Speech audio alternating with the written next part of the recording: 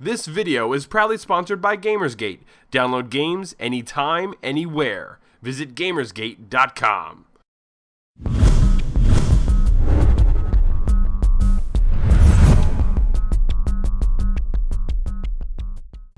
Welcome to Elder Geeks Elder Speaks. Today is Wednesday, March 21st, 2012. I'm Randy Yasenchak, editor of ElderGeek.com. Today in the background, you are either going to be seeing some gameplay today from Resident Evil Raccoon City or from Crater. I'm not quite sure. I'm still working out a little bit of a technical issue on my end.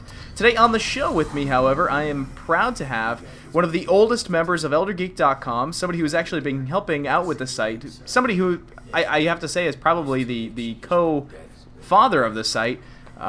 Internet's and Norway's most famous video reviewer, MZ Pulsy, everybody. Hey! I wish I had some kind of, like, you know, The Price is Right music to be playing right there for you. But honestly, thanks, MZ, for everybody that's listening in. MZ literally and I have literally been talking about this site since before it launched, and he's been pretty much helping out every step of the way. So thanks, man. Yeah, I asked you this before, before I realized that I fucked up the recording and we had to start all over again. But now, do you remember now what your first article or review was for the site? I still don't. I'm pretty sure I did a bunch of features, and then I did a couple of deals, or not DLC, but downloadable game reviews. But I think one of the major games I reviewed was the Silent Hill we had a couple of years ago. I still can't remember what it's called. It might have just been 5. But it's the one after The Room, so I guess it's 5. It wasn't the PSP one with the trucker, it was the other one. Or wait, no, it was the PS3 one with the trucker, right? No, it didn't have a trucker, it had a convict. Oh, right, that guy. Yeah. Boy, I've totally forgotten my entire Silent Hill lore. That wasn't actually, that bad as compared to the new one, which just looks horrific, and not in a good way. Other than that, I do video stuff nowadays. Yep. I do video reviews. I'm the guy behind Mass Effect 3, so half of you probably hate me. I'm the guy that did Battlefield 3, so all of you probably love me, or hate me if you're, that kind of guy. You also did Darkness too, and I'm trying to think of some of the other more recent ones. Recently, I did League of Legends as well. Oh, that's right. Yeah, and I've done a bunch of stuff. I did Uncharted, I did... Uncharted never happened. Dust. Oh, yeah, that's right. We didn't actually get to do a video review of that. I did a written review of Uncharted, so... Right. But there was something that happened with your capture device that day or something. Yeah, exactly. Anyway. Yeah, it's been a long, strange trip, my friend.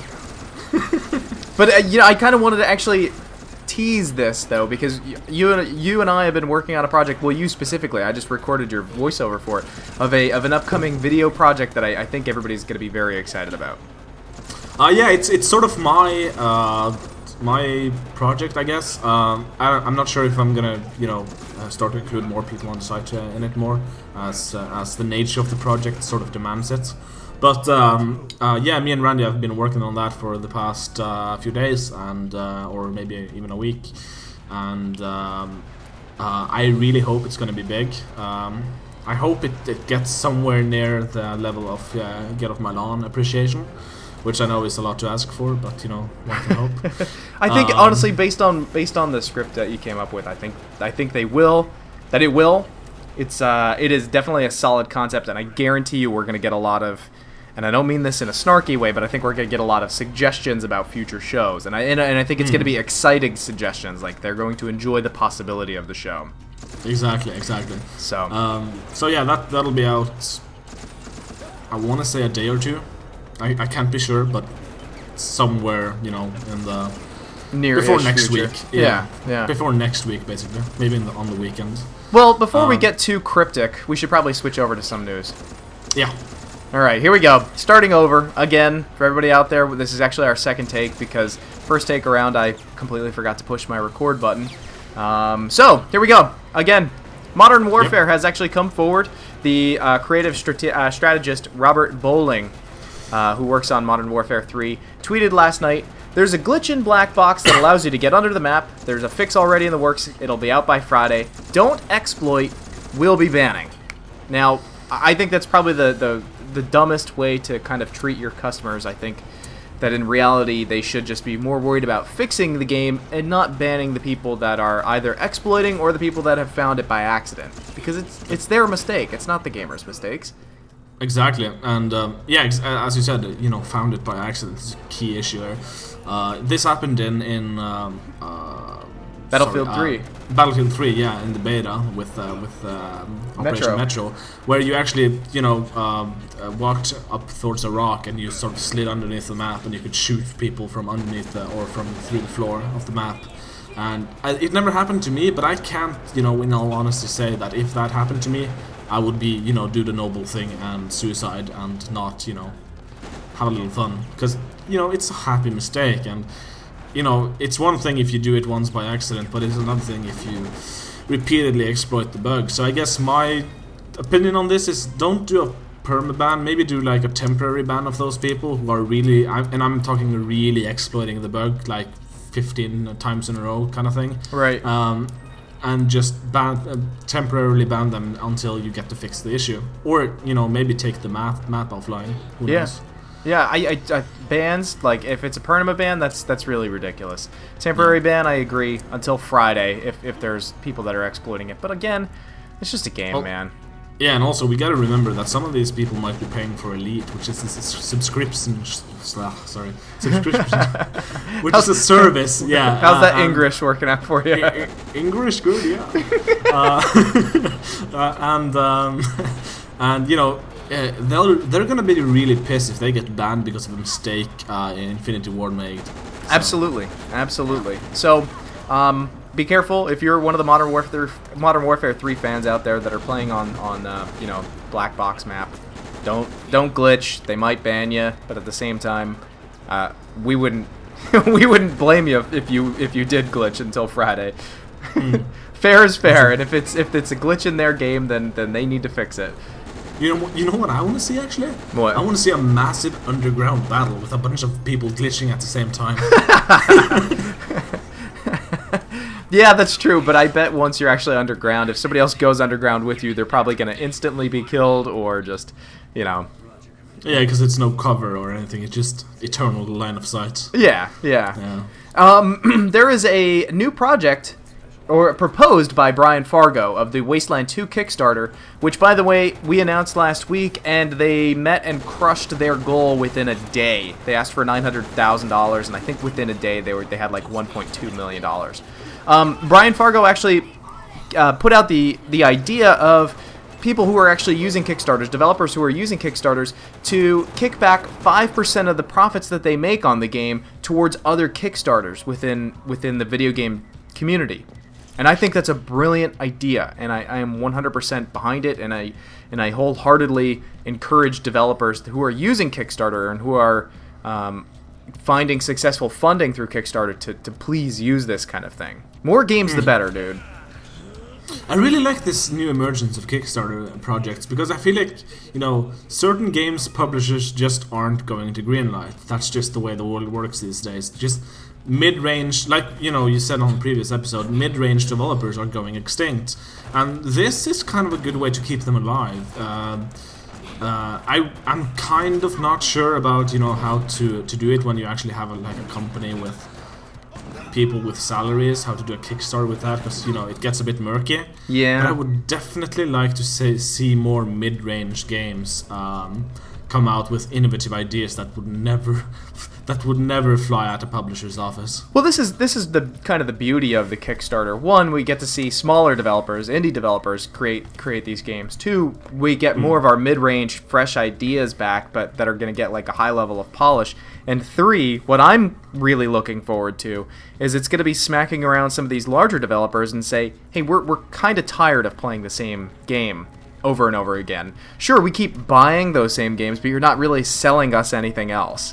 Yeah, and if you look at something like Minecraft, especially, where you have a couple of guys, maybe just one guy, I'm not completely sure about the history of that thing, but they didn't go through Steam or Origin or Gamersgate or whatever. They just made their own website. They basically made a free version, but they gave you the opportunity to pay for it if you'd like. And you paid for it bunch- less if you paid for it in the beta stage. Exactly, and a bunch of that guy's a multimillionaire right now. Yeah. Because of that, he didn't have to pay a cent to Valve or EA or Sony or Microsoft. Just everything went into the development company, so he got to do whatever he wanted with the money. And And we got probably one of the most original games that we've seen in a few Ages. years out of it. I mean, Yeah. there are, of course, will be people that will, contend that, hey, he ripped off the idea from somebody else, and I don't care. Yeah, whatever. It got big, and it was an idea that we haven't been playing for over and over again. Like I said, I think probably the larger problem is we love games. We all love gaming in all of its forms, and the reality is some of these larger developers are just selling us the same games over and over again, and we're buying them because we have little else to buy. And that's basically what it boils down to.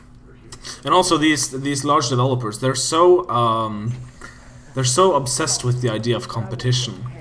Like you have to Like the Battlefield Modern has to Warfare versus Yeah, Battlefield competition. Yeah, exactly. And we have to beat those guys because why? Why do you have to? As long as you make money on the game, why do you have to beat the other guys? Well, because the competition itself drives more sales in general. Well, so if you create this army of drones of people who are like Modern Warfare is better than Battlefield, then you've created I'm blanking on a word here. But you know what you also do? I know what you mean, and so does everyone else. But you know what you also do?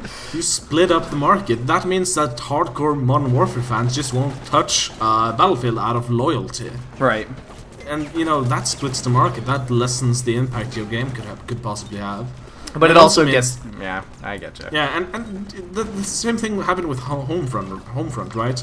They were gonna beat Modern Warfare as well. They promised it, and the game didn't do so well in reviews. And even though it's probably a nice enough game, and people should probably try it out because it probably has some good ideas, a lot of people won't because they position themselves as a Modern Warfare contender, and a lot of people are hardcore Modern Warfare loyal players and just won't touch anything, and it will even go so far as to be fanboys and hate on other games without even having tried it. And it's so not just Modern Warfare too. I mean, it goes the other way whatever. around. Like I mean, people it's a with good Battlefield example. as well, and Yeah. of course there's Fighter. Mario versus Crash Bandicoot or whatever. Those were the days. Yeah. Back when we were having console wars over cartoon mascots.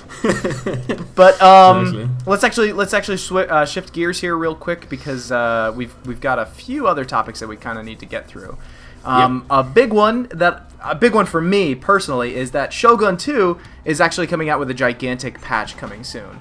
And starting this Friday, it's going to be updating things like we're going to be seeing a reduced load time depending on your machine. You're going to be seeing a greatly reduced AI turn time, which is a huge problem for me. Those monks take forever to just turn their heads in shame and fail at their missions. You're going to be seeing 22 brand new land, naval, and siege battle maps, and there's just a bunch more. They're reducing save file size. Just a pile of changes. I'll throw a link up below the video, but that goes for people who aren't buying Fall of the Samurai. Fall of the Samurai is a whole different bee's nest. You still playing Shogun 2? Oh, definitely. I took a break recently to go back to Napoleon, just because cannons, yay. But now I'll have cannons in Shogun as well, so awesome. I'm a happy man. Is your time in game as bad as mine? Is anybody's time in Shogun 2 as bad as mine? At Shogun, I'm probably at like 90 hours, but I definitely intend to play more of it, so I'll definitely reach 100. Oh, I crushed yours. But at Total War Empire. Oh God! How much? Is it on Steam? Can you see how many hours you've put into the game? I probably have it on Steam. Yeah, let's see. Well, I have the box as well, but I think I had to register on Steam. So. Well, while you dig that up, I'll switch over to the next topic. Let's see, and this one is. Here we go. Oh, you found it? Yep. 151 hours played. Oh, but I don't think that's accurate. I think I actually played more than that. So I still think I beat you. I think that my Shogun 2 time is more than your medieval time and Shogun combined. It's embarrassing how much time I have in Shogun 2. Anyway. Yeah. BioWare has actually come forward today basically acknowledging that they hear all of the fan feedback about the controversial endings of Mass Effect 3. I feel like I'm beating a dead horse here. I wish we would all kind of move on, but I understand that there are sore people out there, I suppose. Well, to be fair, you, if I'm not mistaken, you haven't played it yet. Not yet. I've installed it though, and I'm still going to play it, despite all this controversy and despite what everybody actually has to say negative about the game. I'm still excited about playing it and beating it. Exactly. I mean, like I said in my review, it's a great game in spite of itself, and it would have gotten our Elder's Choice Award. Yeah, if it weren't for a couple of big but kind of minor issues. Like the ending, as bad as it is pretty bad, but it's like the last couple of minutes of the game.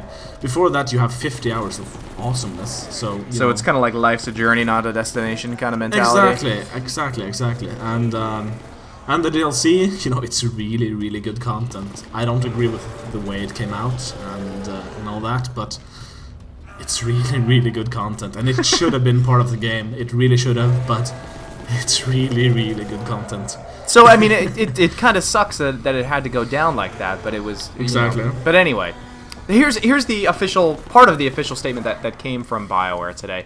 Executive producer Casey Hudson and the team are hard at work on a number of game content initiatives that will help answer the questions, providing more clarity for those seeking further closure to their journey. You'll hear more on this in April.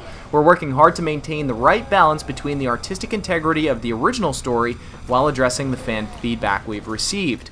This is in addition to our existing plan to continue providing new Mass Effect content and new full games, so rest assured that your journey in the Mass Effect universe can and will continue. So it definitely sounds like they are planning on doing something with the ending of the game. Whether it is going to be like a patch to the game where it will flush out more of the ending, or more of the choices that you've made along the way, or it might actually be a whole new ending entirely. Sounds like they've got some new DLC in the works, and they kind of hint at another Mass Effect game entirely. I wonder how that's going to work, because without spoiling too much, the endings in Mass Effect 3, if that's what they really are, they're kind of definitive, and making a sequel, I guess it could be a prequel, or a spin-off. As long as it existed in the universe, you could always create spin-offs. Yeah, but if you do a sequel, then you basically have to create three wholly different games, which will be a challenge. But other than that, I think this whole situation kind of reminds me of Prince of Persia, the reboot. Oh yeah?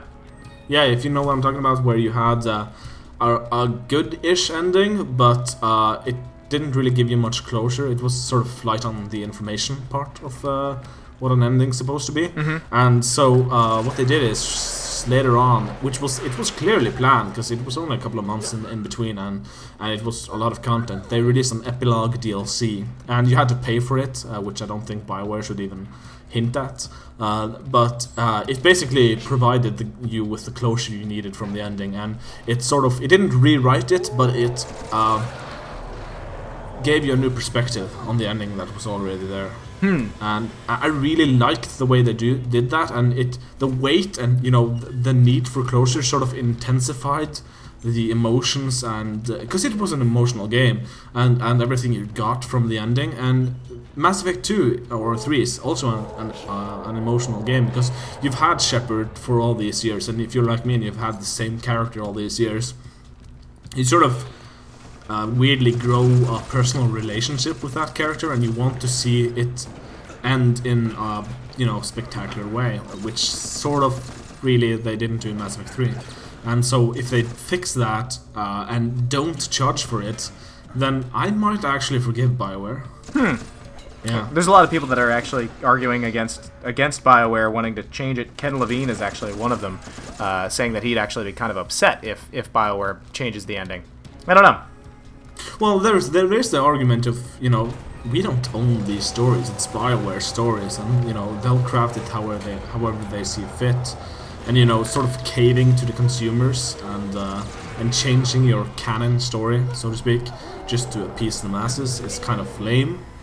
But then again, it's a really bad ending. So yeah, I totally see both sides of the argument. Bad endings, and I also see the side of Mass Effect, or of BioWare. It's like it's a bad game, and if it's a good game but it has a bad ending, I mean, how terrible could it be? But at the same time, if you, like you said, you've emotionally put so much time in the character, and you've grown to expect a higher level of professionalism from this company than you would want more.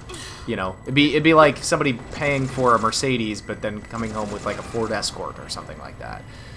Yeah, and also Ken Levine can't possibly think that this ending wasn't rushed. I mean, say what you want about the actual narrative that they sue in the ending.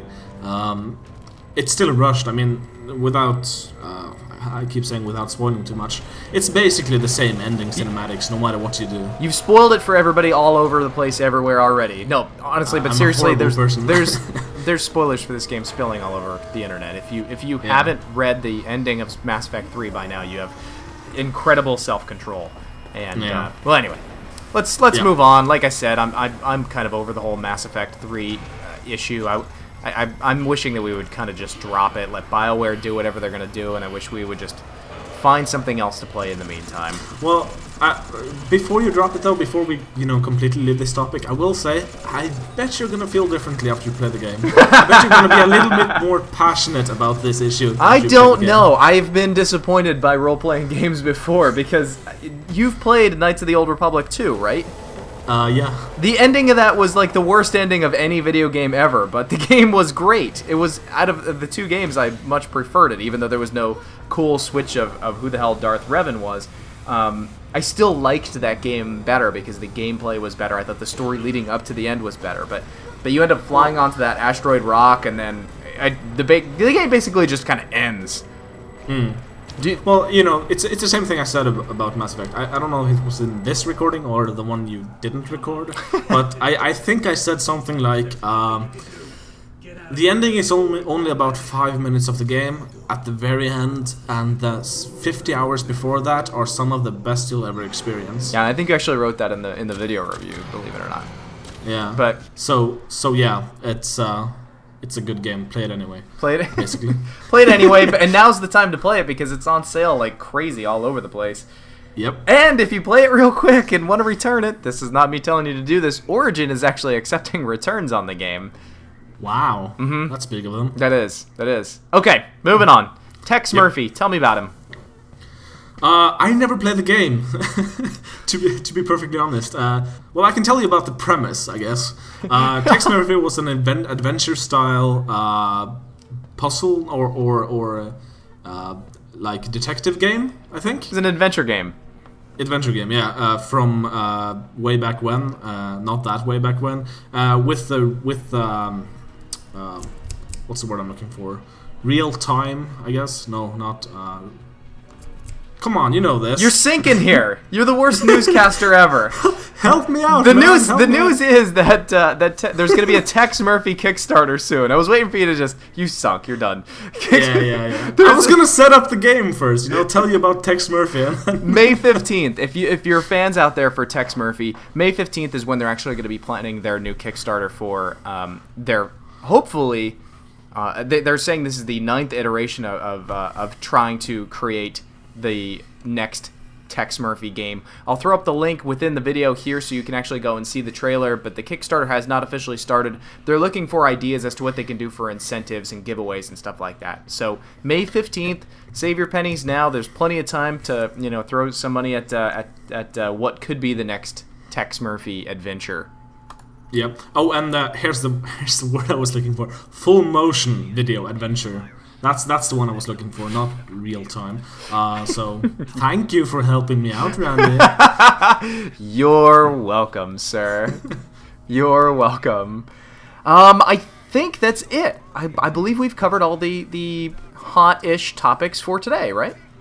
I think so, yeah. Okay, well, before we actually say farewell, I want to remind everybody, if you have any questions or if you want to send me any emails to be read on the show or any topics that you want us to address on the show, drop an email to info@elder-geek.com. And also, as a reminder, we're still having that giveaway contest for Wizorb for our show Game Club. Wizorb is a 16-bit breakout / SNES JRPG style hybrid. If you could even think of that, that's exactly what it is. It's Breakout mixed with an SNES JRPG, and it's kind of cool. But we're having some of those giving away. All you've got to do is actually follow us on Facebook, and we've got the video on there to give you the instructions on how to get a copy. So that is it for today on Elder Speak. Mots, thanks for joining me on the show today. No problem, man. And I will talk to everybody tomorrow.